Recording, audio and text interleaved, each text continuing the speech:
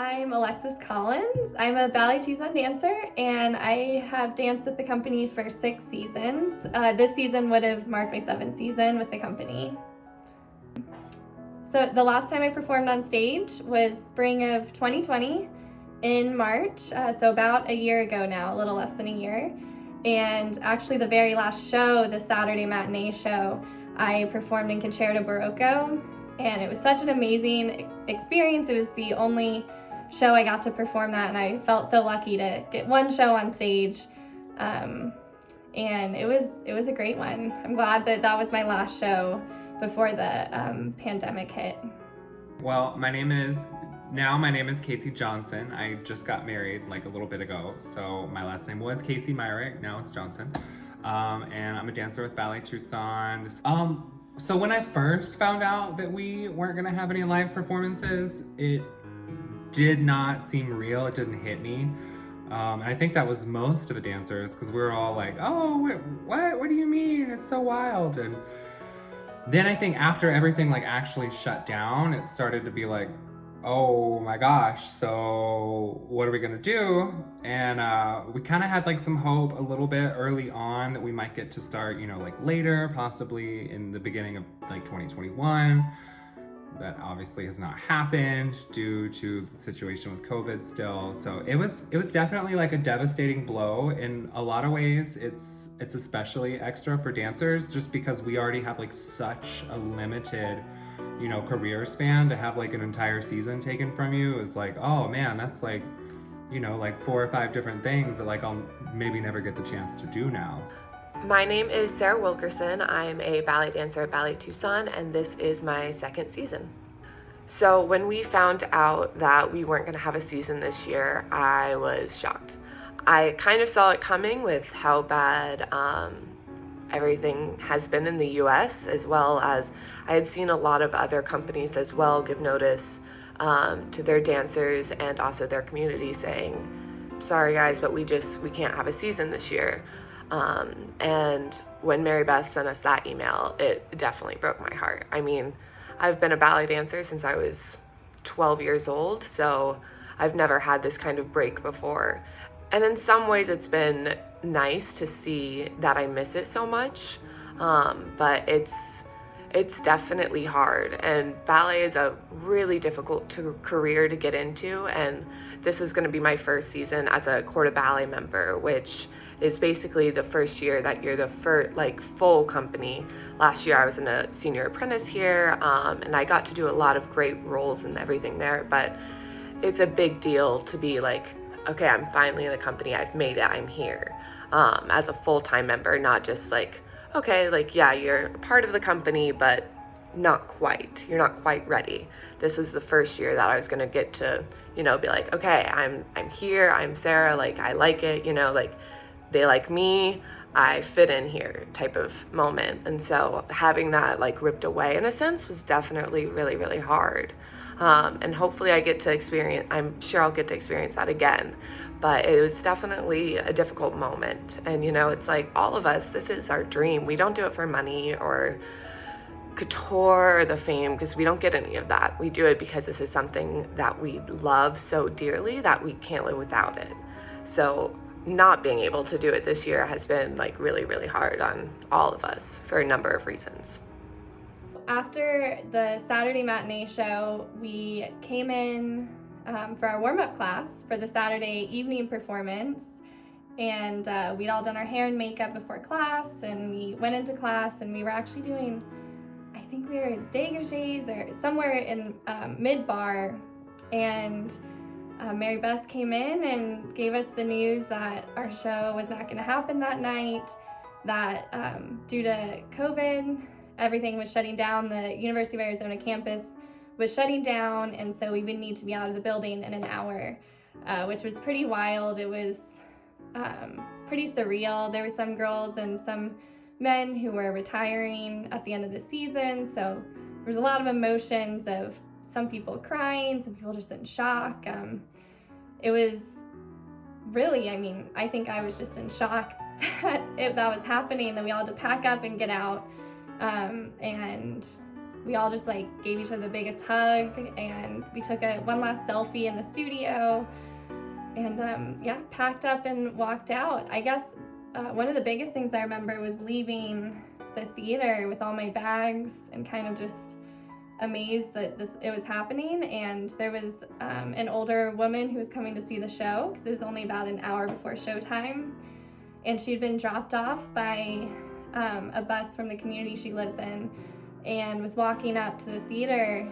And I remember stopping her and telling her the show had been canceled due to COVID, and just thanking her for being there and for supporting us. And she was really upset, I think equally as upset as us, that the shows weren't happening. She said she came to every show our season, and so that was, I think, the point where I was like, it hit me that the season was done and we wouldn't be back on stage for a bit. It was really surreal. I think it hit everyone, just kind of like nobody really grasped like how long or like the magnitude of the situation. So that being in the middle of a show, luckily I was one of the lucky ones that got to do both casts of that show that I was casted in, but there were several people who like had rehearsed, you know, for weeks and months and never got the chance to even do those things on stage. So for them, I think it was even worse. And the people that were retiring also, to have your last, you know, hoorah taken away from you is like, ugh, like how do you, it's just rough to like even process that. Yeah, company class definitely looks very different in a lot of ways. It's we're all wearing masks, of course. It's the most obvious difference.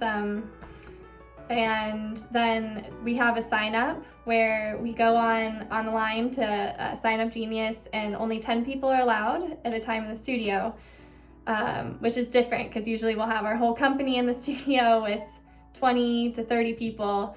So there's only 10 of us at a time. Some days there's 3 of us. And we all clean our bar spots when we get there, and after class we clean our bar spots, stay separate from each other, and yeah, just trying to be as safe as possible, which in a typical ballet class, if you've ever seen, you know, we're all shoulder to shoulder and, you know, going across the floor, kind of near each other. And so it's definitely looks very different. I would say feeling wise, it's just nice to be back in the studio. So it still feels like home, even with all those changes. It still feels, still brings that joy to be in the studio, even if there's only 3 or 4 of us, just to see fellow dancers and just to be dancing in a big space and not be at home taking class, which was fun, but it's definitely nothing like having the space of a studio and the Marley floors and being able to jump. So it's been really nice being able to take daily class and having that opportunity. Just physically thinking about going back to the stage and going back into the studio all day is quite a big change from being at home. As many of you can imagine, being at home on the couch or on the computer, it's hard to stay in shape physically. So it's as a dancer, it's great and also just so important to be able to keep up our bodies and have that opportunity to be in the studio training, even though we aren't on stage right now and don't have rehearsals and the opportunity to perform as much. It definitely is important for even the hope of going back and being on stage, that hopefully we'll be there one day, sooner than later. Company class from like March till I want to say like close to September, maybe it was August. I feel like it was closer to September though. We couldn't even go take company class, and for us, that's like, for ballet dancers, that's like a major thing. You know, you go to class every day and you do this, you stretch, you do your exercises, and it's because it's a constant having to tone and having to, you know, hone your technique. So that was probably the hardest time, was when we actually couldn't go take class. Now that we're able to, it's still like way different than, you know, what it used to be.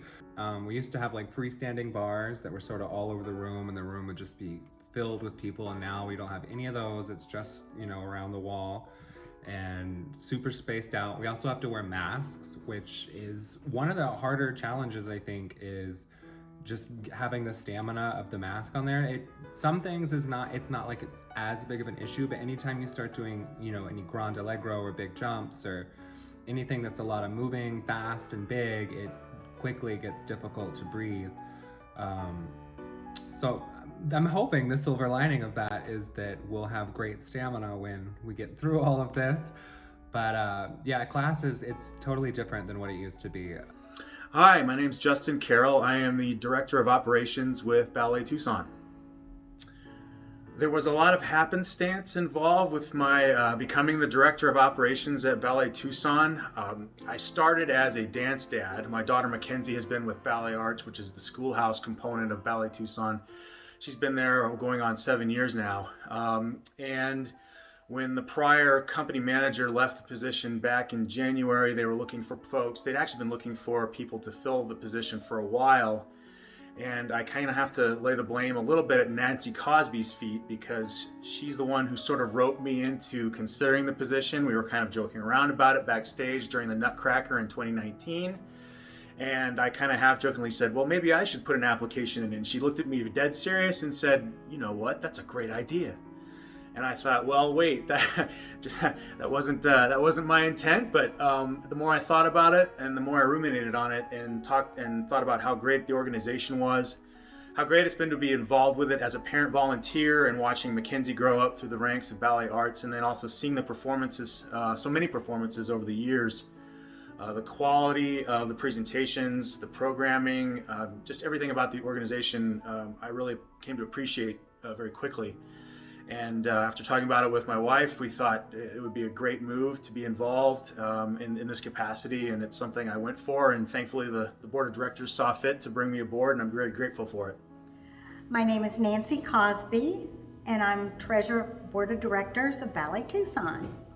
I've been working with Ballet Tucson for the last 36 years, and that's the very beginning. I was lucky enough to see Mary Beth Cabana and Checo Imada dance professionally. I worked for the company that they were dancing for. So I'm one of the few people around that got to see them dance professionally. Hi, my name is Checo Imada. I'm Associate Artistic Director of Ballet Tucson. I came from Japan to Arizona just mainly when I was in Japan. I was in a ballet company in Tokyo for about 10 years, and I was ready to do some step up. I did all the major classical ballet, and I started to do some contemporary dance, and I was interested in the modern dance, of course. Then one day I saw my close friends when we were young in Tokyo, and she was visiting and from Arizona, Phoenix, Arizona. So she said, why don't you just come visit for a little while? And so that's how I came to Arizona. Well, I helped to find us a studio, and we set up the bars, and we started out with a card table and a little metal chair and a red phone. And then we just started letting people know that we were offering classes, and the dancers that were with the previous company came in and started taking class, and everybody started talking about the possibility of doing some shows again. So we started out as a school. Many of the students, Mary Beth had already been teaching because she was director of Arizona Dance Theater School, and we went from there. We started performing with the professional dancers and the more advanced students within about a year. I also helped with establishing the new nonprofit and just getting all the paperwork done. It was really important to me to have a professional ballet company. When I first got started with this, my kids were young. My girls were very much interested in ballet, and we checked out the studios that were around, and I knew enough to know that, they were recital studios and it just wasn't what I had in mind. And so I was excited because we had this professional dance school associated with a company so that the students had an opportunity to perform with them. But I was really happy to actually have the school and the professional dancers here in Tucson. And we've just grown and grown since then. Considering that this is the 35th anniversary year for Ballet Tucson, something that's very special to us. I'm obviously very new to the organization, but I've already become pretty steeped in its history from where it came from. Mary Beth started this so many years ago, and it was such a small organization, and it's really blossomed into one of the premier professional ballet companies that you'll find. Just the quality of the performance, the dedication to the artistry is really unmatched, and it's on par with anything you'd see in some of your larger companies worldwide and around the U.S. We attract a number of dancers, not just locally, but also from around the country and even around the world, who've taken an interest in seeing what we do and really like what we do. And that's been very special. And in this part of the state, in this part of the country, really, where you don't have you've got a lot of distance between cities and locations, to have such a professional organization as Ballet Tucson here in Southern Arizona, where you can attract that attention and from not just the local community, but even other locations around the state and in the Southwest, that has really established a very strong reputation for us in a short amount of time relative to its existence. One of the things that I love so much about Ballet Tucson is that we have such a diversity in our choreography and the shows that we present. We do lots of story ballets, Cinderella, Sleeping Beauty, Swan Lake, all the old classics, but we also do more updated pieces, original choreography, and we've surrounded ourselves with people who have made that happen for us. We've done Dance and Dessert, where you come in and we have a little eclectic group of pieces that we do, and then serve dessert to everyone afterwards. It's one of our most popular events. And behind me we have a lovely painting from when we did Dance and Art. Local artists would provide us with some great artwork, and then we would dance in front of it. So we also love to do things with other artists, and we hope to continue to do that as soon as everybody can get back out and be together again. I kind of had to say to the one favorite piece. I liked Piazzolla piece. I like Jekyll and Hyde that I worked on. Also, I like Spirit Garden. Hibiki. Hibiki, yes. Inspiration for Hibiki is drum sounds. There were some Japanese drum entire, through piece. And for me, when I heard the drum piece, was kind of like a heartbeat. Some calm sounds, and sometimes go really fast and excited, and then calms down again. And then when I thought that maybe how could I translate the heartbeat to the dance, and I thought I just decided to put a guy as a main figure, and then I wanted to transcend his emotions on a heartbeat into the movement. And Hibiki means echo.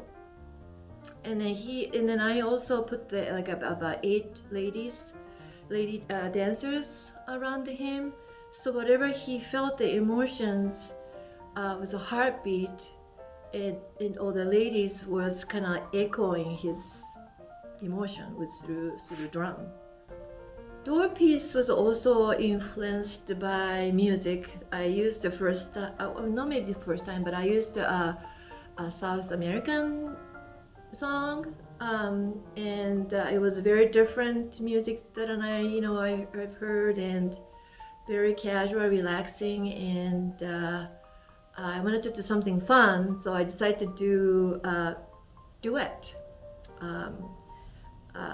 like close relationship duet. There are like a happy together kind of moment, and arguing moment, you don't agree each other, and but then kind of support each other, and pushing, pull, and lean on it and lean back kind of movement.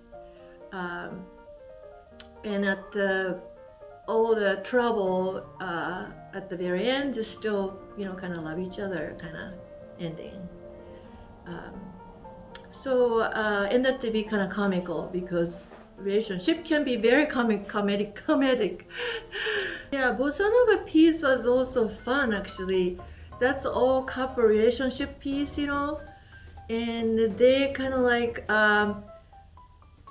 breaking up. One couple is breaking up each other and then connected to other persons, and it kind of they're switching apart relationship to here to there, and somehow it works. Everybody become, all the relationships work at the very end somehow. And that was quite a while ago I created, and it's a lounge scene, so there's a kind of bar. I always have a couple tables, chairs, and martini glasses on the table, and so the relationship happens at the very beginning. Relationship story happens at the lounge with piano players playing, and then that's right. There's also waiter is there, and then the waiter start to fall in love with one of the girls who's sitting in a chair, and then but that girl's never really interested in that waiter guy, and it's just kind of funny story. Hi, my name is Deanna Bechichka. While I was dancing with Ballet Tucson, I was known as Deanna Donchez, and I danced with the company for 14, almost 15 seasons. I also loved working with Chico. I did it many, many times over my 14, 15, season span. I actually made it into Ballet Tucson filling in for a Chico ballet. It was called Bossa Novaville. And I would meet with her during the summer and start working on stuff. And I really enjoyed that time with Chico as well. And bringing her visions to life as well was also really fun for me. I was around before it was a fully professional company, which was great. I went right after school, after college, and I started dancing with Mary Beth and Ballet Tucson. And then when the fully professional company started, it was just great. I mean, we had class every day, we had live music, there were 10 of us, we were like this little close-knit, it was like a little family, and it was just so exciting. We started working on great ballets right away. We premiered Mark Schneider's Dracula, and that was fun to work on, and just so many more opportunities, and it was a great experience, and definitely something exciting to be involved in. And true though, I was blessed. She saw something in me, and I had the career I had because of her, and also because of Mark, and as well as Chico, the three of them. Really, yes, I worked with other great choreographers, and I had great opportunities and great experiences, and people there are continuing to. Look at all the amazing choreographers they're getting in now, and things they're doing, Balanchine and everything else. But for me, when we started, we were small, and we had those founding three, and I did great things and got to experience and do great things because of those three. I think it's such an amazing accomplishment that we qualify to perform Balanchine choreography. It's not the easiest thing in the world to be awarded one of his ballets, and they like us. Hello, my name is Zipporah Kars, and I am a former soloist with the New York City Ballet, where I danced for 16 years.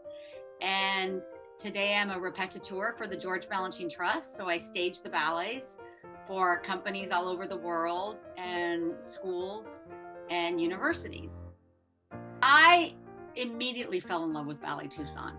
I was welcomed in with such enthusiasm and openness and warm-heartedness from both sides, from the management and the director and Mary Beth Cabana, and all of the dancers were, you know, it's a pretty special job that I have, to be able to bring masterpieces to people's lives. And the dancers at Ballet Tucson, it was not lost on them the experience that they were getting to have in learning these incredible works. And so I felt that our experience was pretty joyous, I would say. I say it's pretty inspirational, a lot of enthusiasm, a lot of passion. Ballet is not easy. The ballets are not easy. We work really hard. We work fast. There's a lot of learning involved and a lot of work involved. And everyone was just so generous in their focus, in their energy, in their hearts. I'm Susan Cosby Cowgill, and I was one of Mary Beth's original students, but I also taught for her for many years, and my daughter dances there now too, also a board member. I first began training with Mary Beth actually before Ballet Arts opened. So 1984, she came to Tucson to dance with Arizona Dance Theater, and she ran the school there. And when the company folded in 1986, she opened a studio. So I was one of her original students in 1986. And she began a small company with dancers that had also not gone to Phoenix for Arizona Dance Theater, but I was one of 2 students that was allowed to dance with that little company. And so that's where it began. And in 1991, I began teaching for her as well, and taught for many, many years, set pretty much every ballet that she ever created for the company and so on. And I danced with Ballet Tucson until 2001. And I started a family and just kind of went on from there. After I stopped dancing in 2001, I continued participating in the program for, again, I was still teaching a little bit, but mostly setting ballets and things for Mary Beth, and working with the company as it started to grow. It's when you're a dancer, it's really hard just to let it all go and not continue in some form. I think that a lot of dancers, after they retire from dancing, they need to find that creative outlet, so a continued creative outlet. And that was one way I was able to still participate. And I started a family, and I had a daughter in 2006, and my mom has been involved with the ballet since when I was born. So she has known Mary Beth since she first came, and she has been the treasurer of the board since they started in 1986, and has also continued, and she has thoroughly enjoyed driving my daughter to dance. So the board is very conscientious of the monies that come in, and then how we spend them. Nothing is used frivolously. We are very financially responsible when it comes to staying right within our budget. Mary Beth and the board do a lot of research to make sure that we're finding the right costumes, things that don't cost a fortune, being able to reuse or rework different costumes that we have had over the years. Especially during COVID, trying to keep the ballet alive and afloat when we're not allowed to rent out a theater. So, I mean, performing and the ticket sales are a huge part of our revenue, and we have had to come up with some other ideas, and the things that we've come up with have been absolutely amazing. I think that the students are still able to participate in the junior company, and also different members of the company have come around and supported us as well. So regarding our Ballet Tucson pop-up performances, this is really the brainchild of our founding artistic director, Mary Beth Kavanaugh. The idea was to find a way to bring live performance to the community in spite of the pandemic and all of the restrictions that have been in place. No theaters have been open. I'm sure it's the same in many locations. So we had to figure out a way to keep our brand out there, but also to bring the live performance back as much as we could, because I think so many people out there have been craving that. It's been absent from our lives for so long now, and I think people are really hungering for a live show, a live concert, and this was a small way that we could look into to have smaller scale outdoor performances free to the public, but we have some fantastic locations in town here. Of course, the Arizona weather speaks for itself. We usually have good weather and can afford to have an outdoor performance where many places are not, so we're lucky in that regard. But we were able to establish several of these partner with some very wonderful organizations in town this past fall: the Tucson Botanical Gardens, the Tucson Museum of Art, the Reed Park Zoo, and the St. Philip's Plaza Market, which happens most Sundays. And they've been great. Every staff that we worked with was really excited about the prospect of us having a live dance performance that their customers could come see, and we could have some free performances that the general public could come see and experience some dance live that they maybe have been missing for 8, 9, 10 months or more. And they were remarkably well received. The feedback we got was tremendous, both from our partnering organizations and the general public. And everyone was just really grateful to be able to see live dance again. So we took that positive response, and in spite of the current wave that we're experiencing with COVID now, we're looking at kind of reconstituting and putting on some more of those later this spring. Yeah, one of the things that we found when we were first trying to schedule the pop-up performances, the one in particular at the Tucson Botanical Gardens, at the time they had a wonderful exhibit, the Katrina's exhibit, which was very closely tied with El Dia de los Muertos, which is very popular, of course, here in Tucson with many people. One of the performances we did several years ago that went very well, was very well received, was the Spirit Garden, and a lot of the costuming from that performance is very reflective and reminiscent of the same Katrina's exhibit. So when we were pitching this to the Tucson Botanical Garden staff, they thought it was a great idea and a great take, and so we were able to kind of import some of that into the performance we did there, and it came off very well. The public response to the pop-up performances was really amazing. We had more than several folks come up to both us and the dancers after the performances, and I think that's one of the special things about the pop-up performances. They're a lot more intimate in nature, whereas if you have a large-scale performance like the Nutcracker at the big music hall, you're kind of distanced from the audience in that setting. But here, we're out there mingling with the public, and the dancers are as well, and I think they appreciated that. And again, to be able to be that close to live performance again was really special. We had more than several folks remark about that kind of thing after several of the performances. It was just so great to be able to see live dance and be this close to it.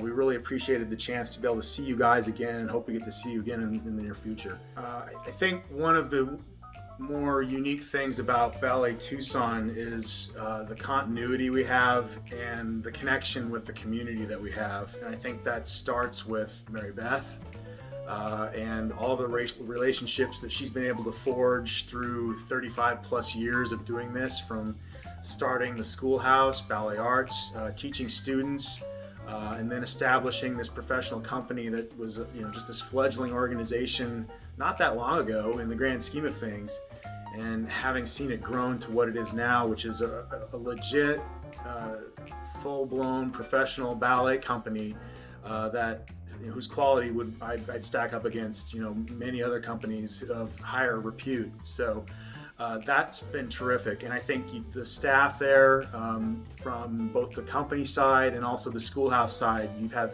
many of the same faces that have been there for many years. So you have a lot of special relationships that are really long running, which is probably unique to several organizations. A lot of connections to the community. Because Tucson isn't a huge metropolitan area, it's grown a lot. There are a lot of people here, but as I like to call it, the largest one-horse town in history, because of the close ties. It's a really small world in Tucson, so it's hard to go anywhere without running into somebody who knows somebody who knows somebody, especially as it relates to Ballet Tucson and our performances and folks that know about us. For those who may not be as familiar and maybe they're new to Tucson, they should come check us out. We're anxious to get back to it, I know that. So that's something we're definitely looking forward to, not just for everybody who's chomping at the bit to get back in the theater and see us dancing again, but for anybody else who might be new and wondering what we're all about. They can come see for themselves the wonderful artistry and the high quality performances that we do have to offer. One of the things that I love so much about being involved with Ballet Tucson is that I've had the opportunity to see young dancers coming in with their first pair of little ballet slippers, and I've watched them grow and become professional dancers. I am so amazed and impressed about how many young dancers have come out of our program and moved on to professional companies. We have dancers that are all over the world with major ballet companies, and I just find that amazing, and I'm just so proud to have been a part of it all these years. One of the things that attracted me to the job in the first place as director of operations was the family atmosphere that you do have at Ballet Tucson. And I think that's a credit to Mary Beth and the people she's brought along with her over the years to establish that culture of mutual respect and closeness, and kind of a focus on what our mission is and what we need to do to accomplish our goals. The pandemic has really brought out the best in us, I think.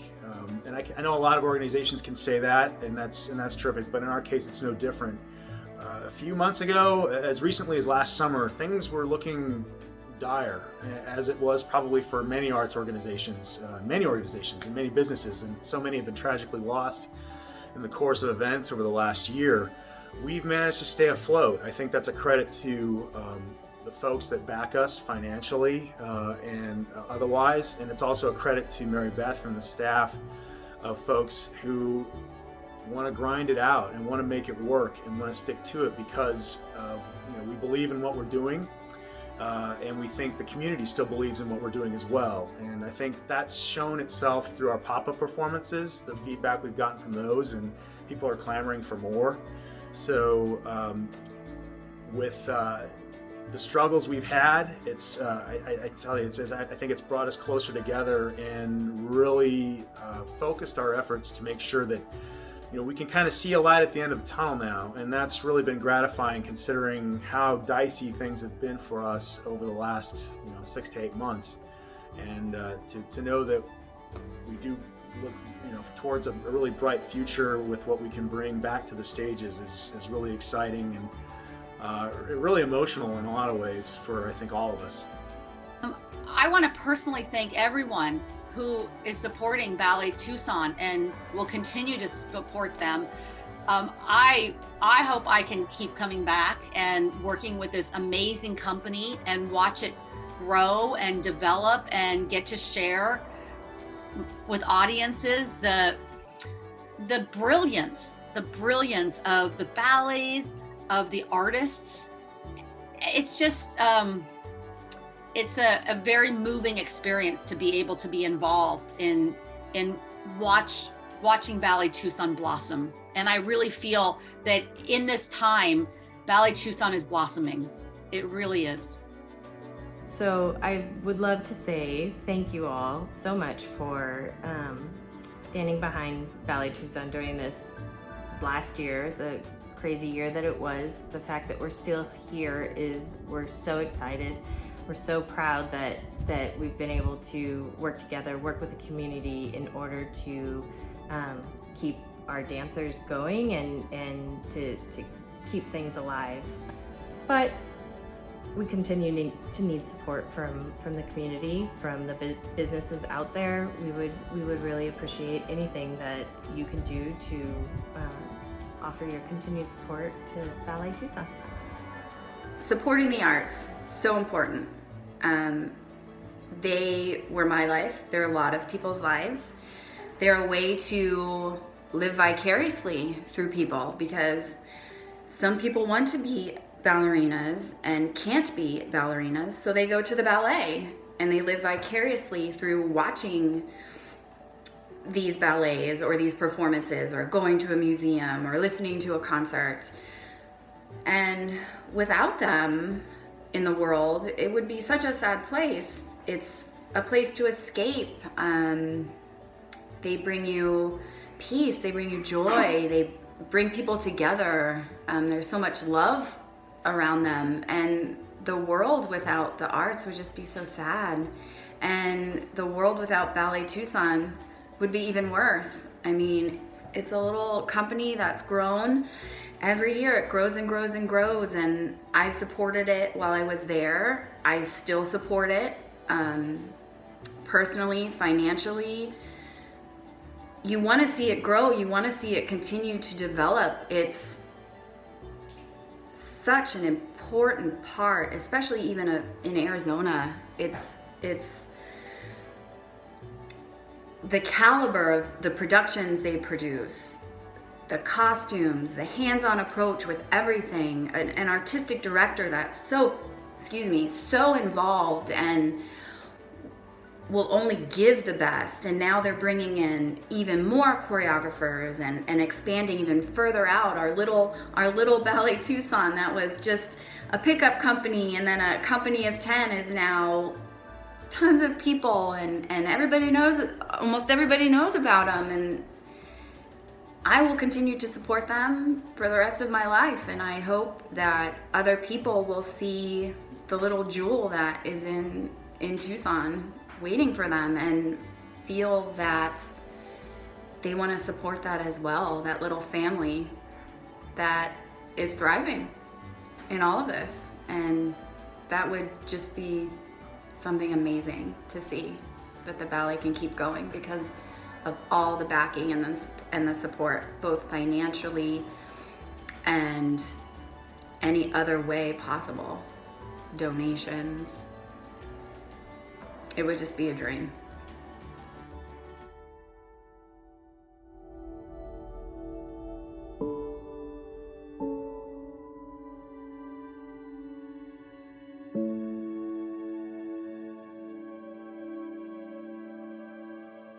Thank you.